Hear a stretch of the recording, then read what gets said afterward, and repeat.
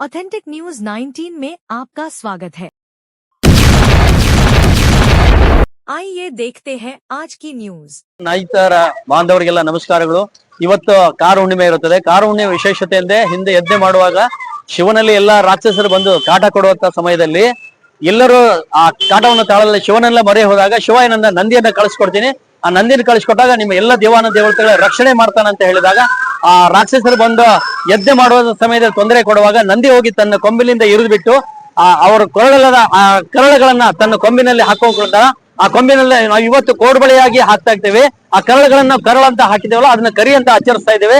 ಹಾಗಾಗಿ ಆ ಕರಿಯನ್ನ ನಾವು ಹರಿದಾಗ ಇವತ್ತಿನ ನಾಡಿಗೆ ನಾವು ಬೆಳೆ ಯಾವ ರೀತಿ ಆಗ್ತದೆ, ಚೆನ್ನಾಗಿ ಆಗ್ತದೆ ಅನ್ನುವಂತ ಹಿಂದೂ ಸಂಪ್ರದಾಯದಲ್ಲಿ ಈ ಕಾರ ಹುಣ್ಣಿಮೆ ಅತ್ಯಂತ ವೈಭವದಿಂದ ಎಲ್ಲ ಸಮಸ್ಯೆನ ನಾಡಿನ ರೈತರು ಆಚರಣೆಯನ್ನು ಮಾಡ್ತಾ ಇದ್ದೇವೆ.